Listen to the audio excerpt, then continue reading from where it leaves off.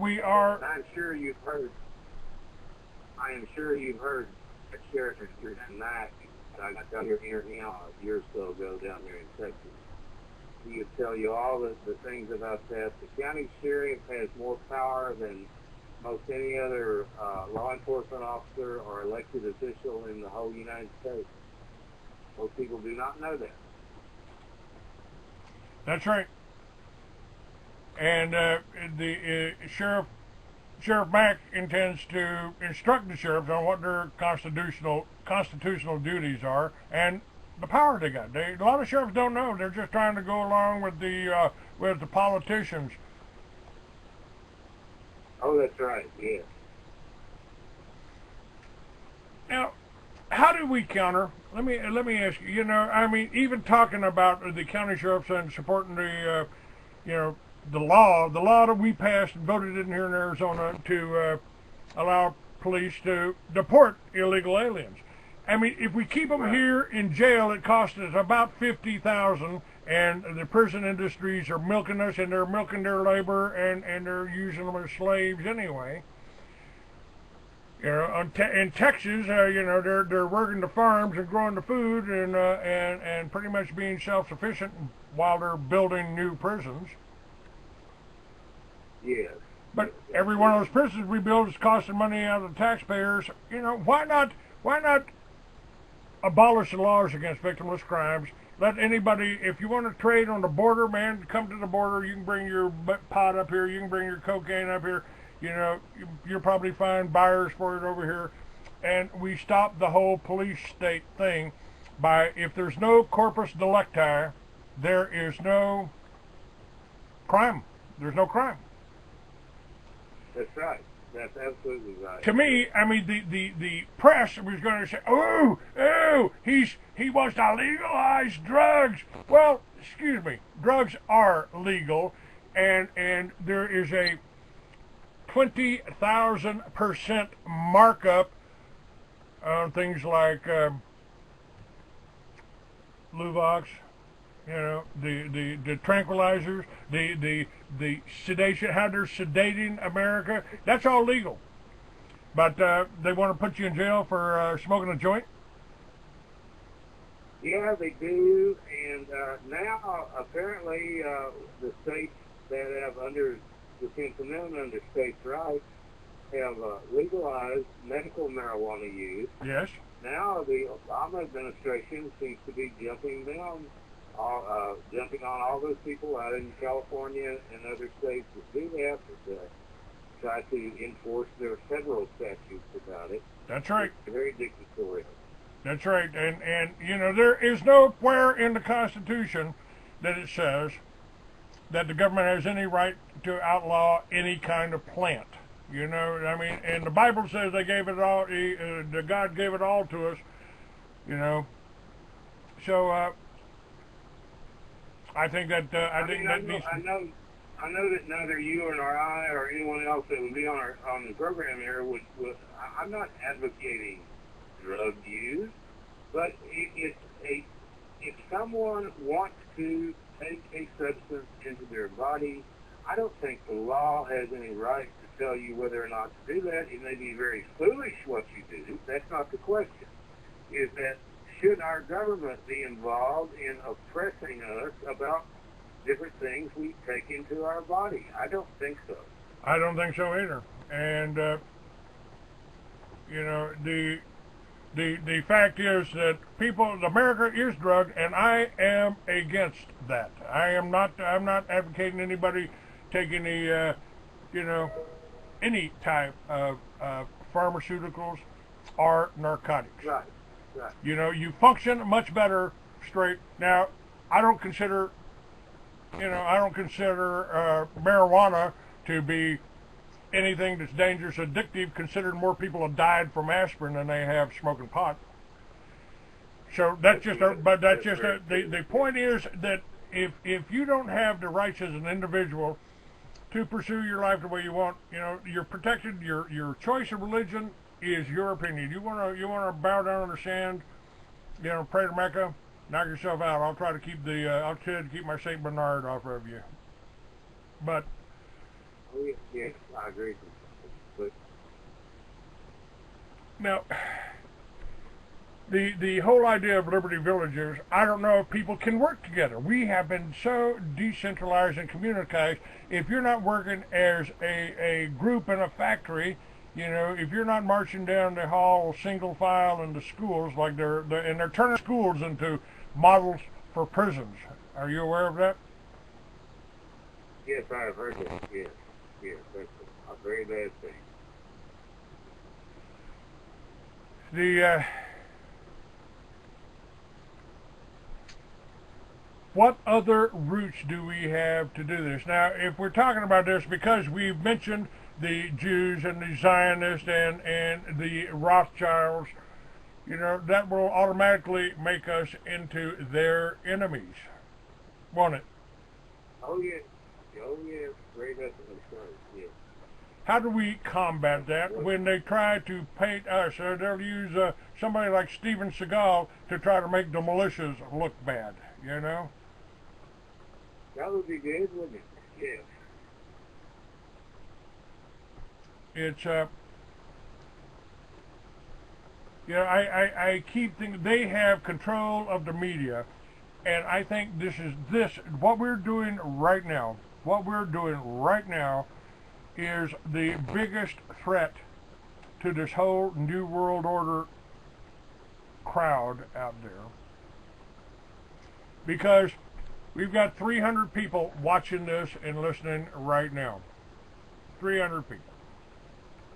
If They're every worried about this. Yeah. if They're every one of worried them about them, even though it's small numbers. if every one of them, folks, you can't buy my book in the library. You can't buy my book, you know, through the internet in the library. You probably can't read it in the library.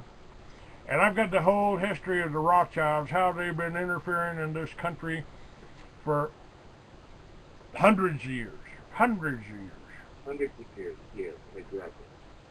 And this is the international bankers. Henry Ford's warned you about it. Your president tried to do something about it, and they killed him. I still carry one of Kennedy's 1963 United States notes in my wallet.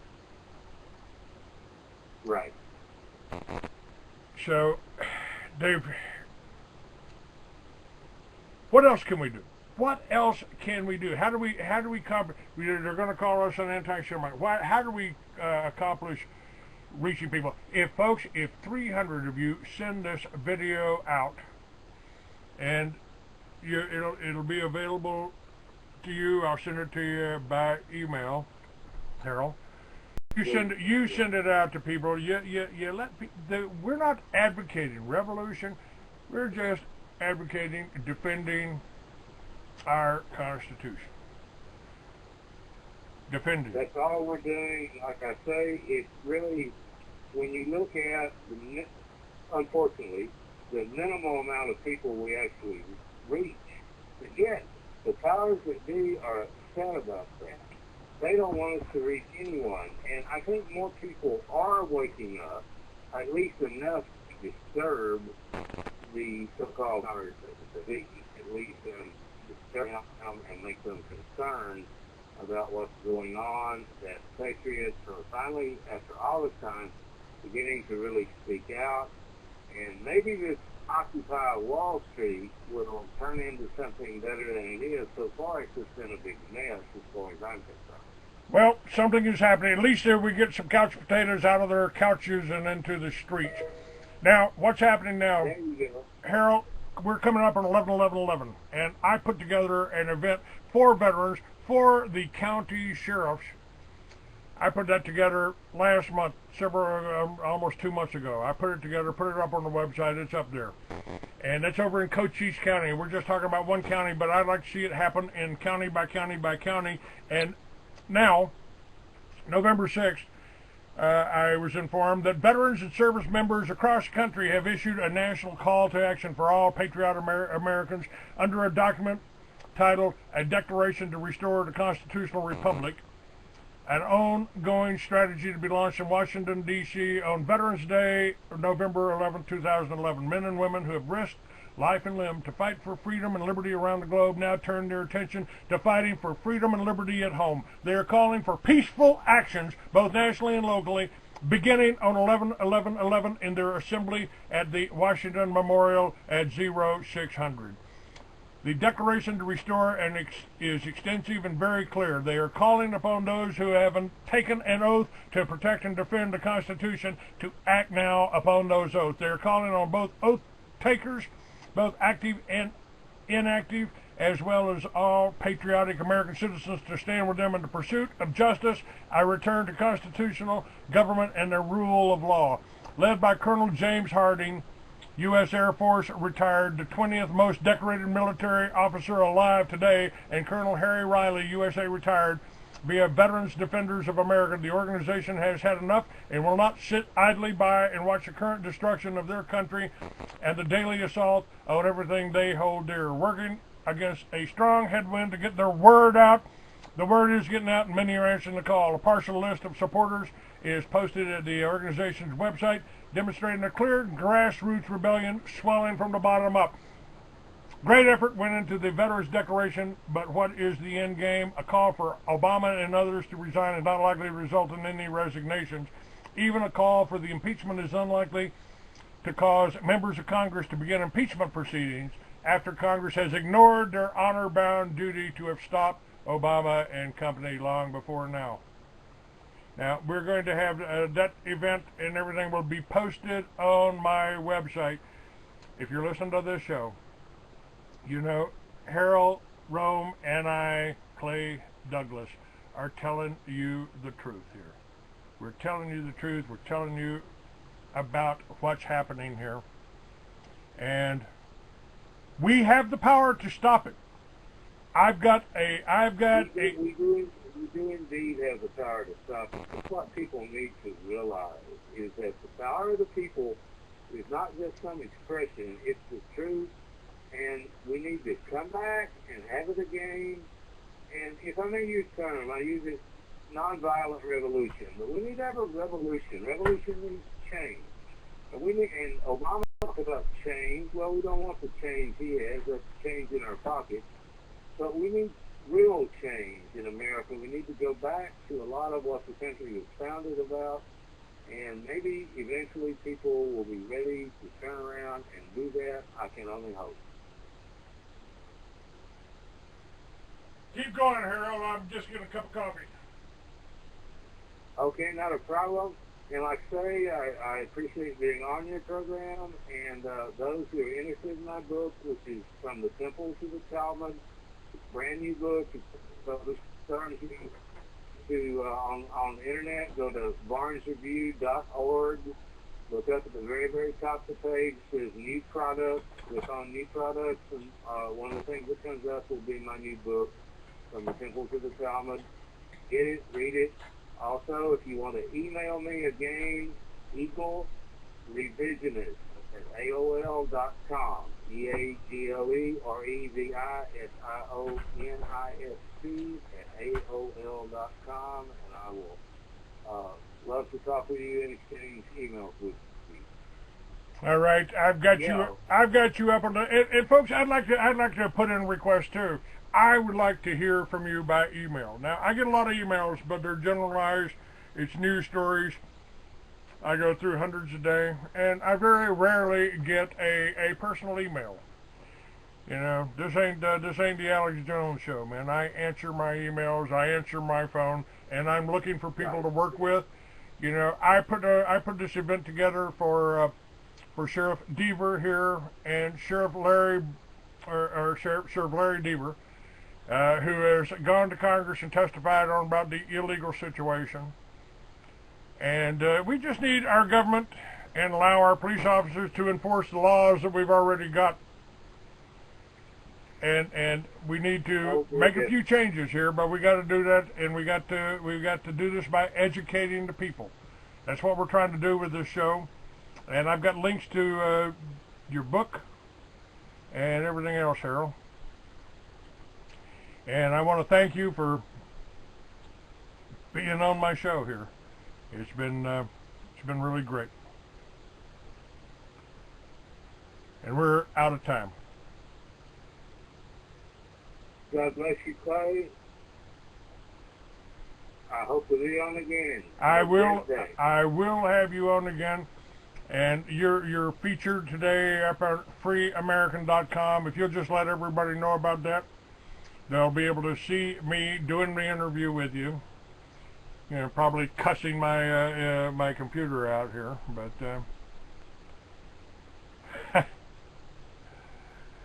again, thank you very much, and I'm going to get off here and work on my computer. God bless you all. Yes, sir.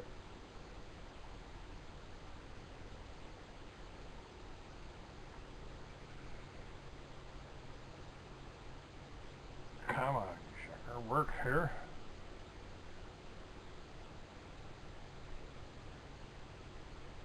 Okay. Up there. What do we got here?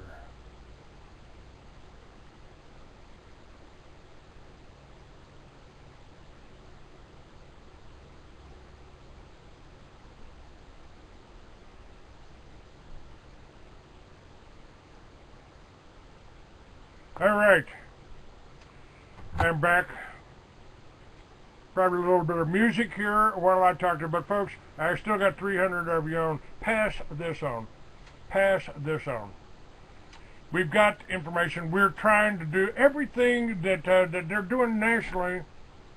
They're almost following my lead. I've been doing this for a long time. I've been doing this for 20 some odd years. I've been trying to tell you about the CIA drug running. I warned you about the CIA, and I warned you about the BATF being basically criminal organizations, and now the BATF is supplying the CIA with guns, at least CIA agents that have been set up to take us out, and they're trying to take us out. Now, since I'm still recording here, let me go back to DV Kid, and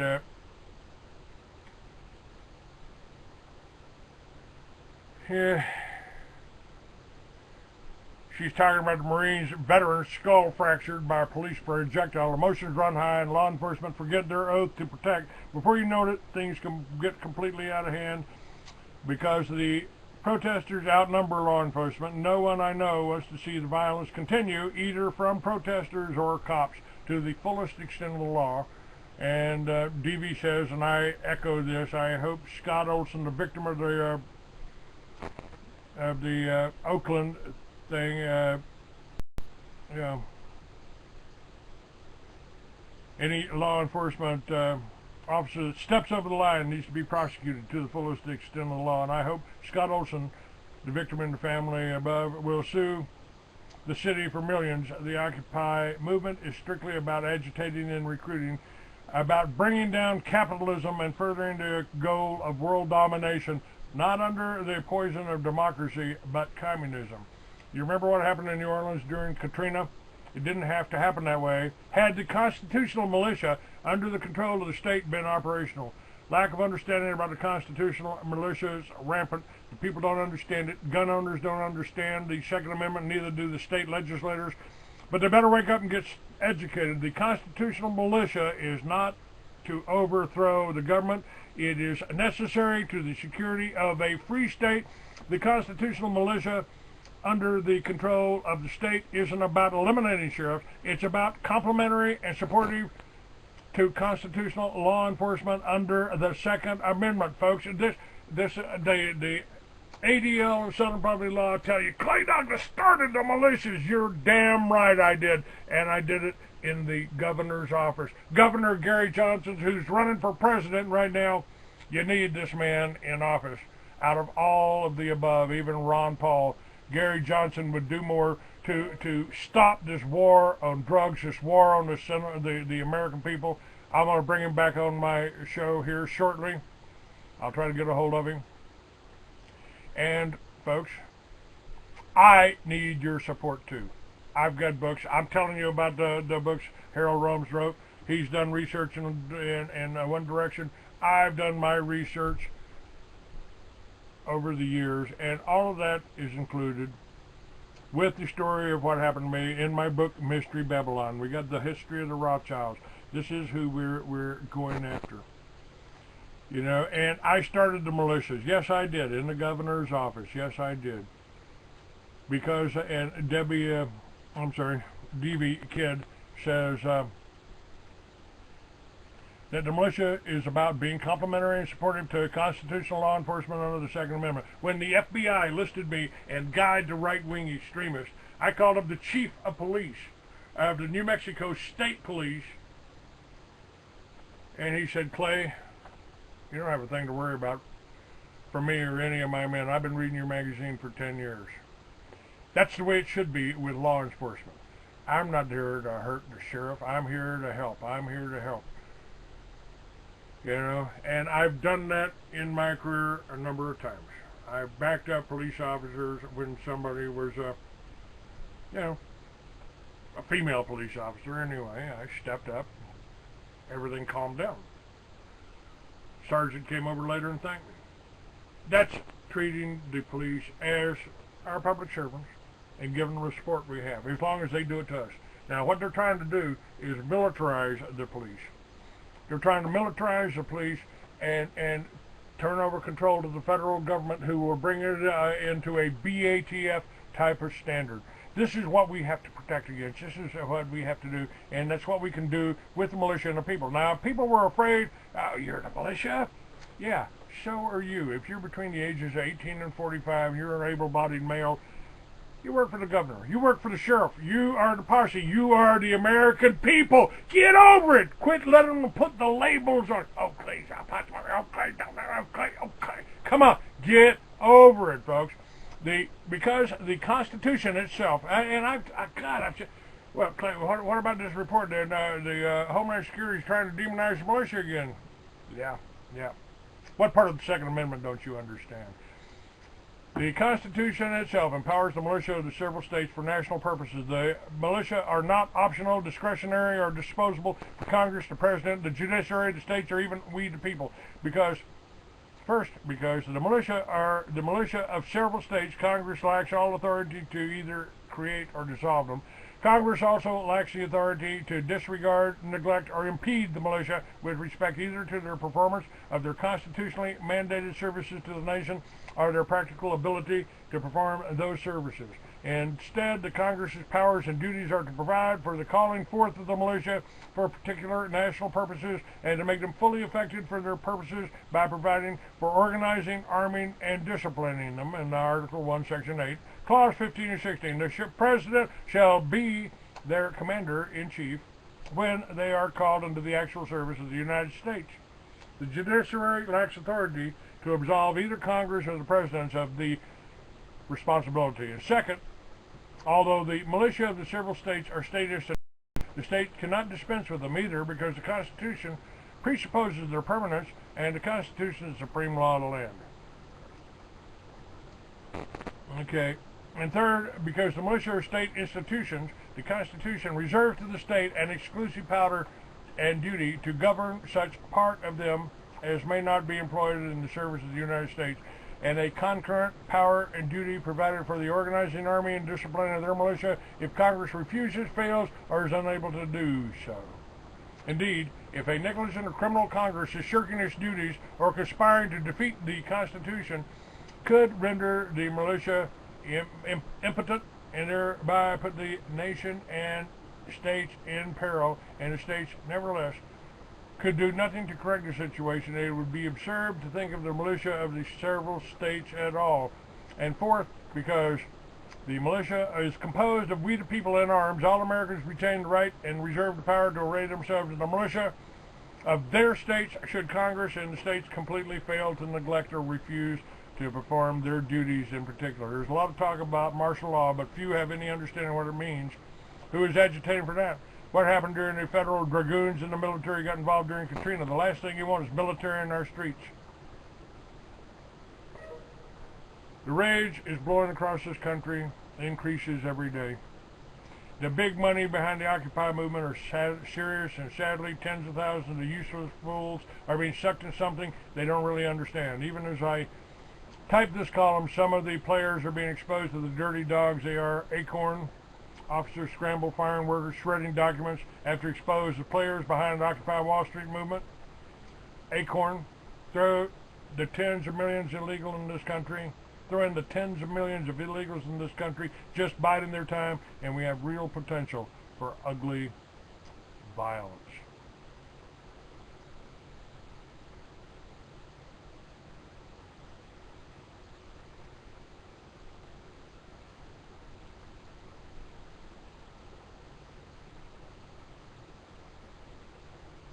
Okay.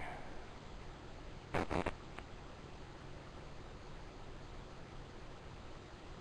course, Farrah would call Ted Pike a lying anti-Semite. Farrah will never have anything to do with me. I'll never write for, and all he does is a supporter of Israel, protect Israel.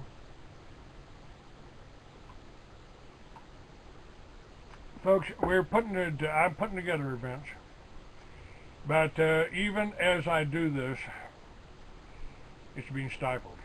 You need to make copies of this program. You need to send them out to people, as many people as you can, and have them send it out to people.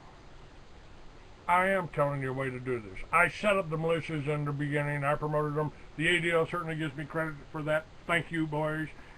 The ADL isn't talking about me right now because I ain't in prison. I haven't done anything wrong. I'm not advocating violence. I'm not going to do it. This can be done peacefully. It is our country. We do have a pledge, and I took a pledge. It's up on my website right now. Right now. Go there, print it off, and sign it. Send me a copy and forward it to some people. I need 2 signatures. I'd like to have 100 signatures. I'd like to have your help. I'd like for you to order my books. 100 books and $100, and you'll get everything I ever write. I'll add you to a subscription list, a permanent one. I'm not going to be updating it on a regular basis, but I've got 3 books out. I'm not sure how much that adds up to. I've got a PayPal site. You can make a donation, and if you make at least a $20 donation, I'll send you a sample of Mystery Babylon.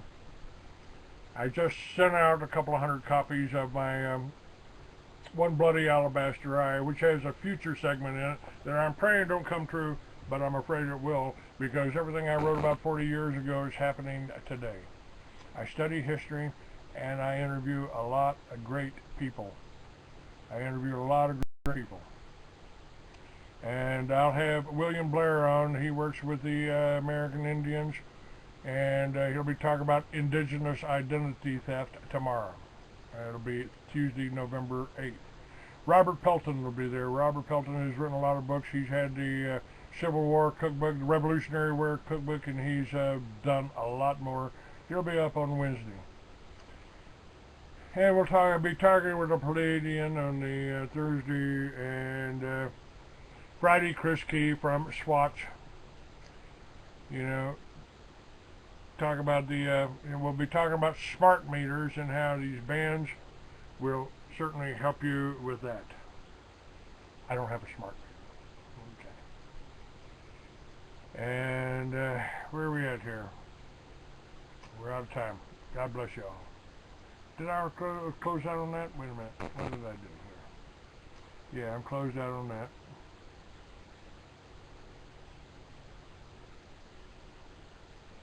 Close down on that.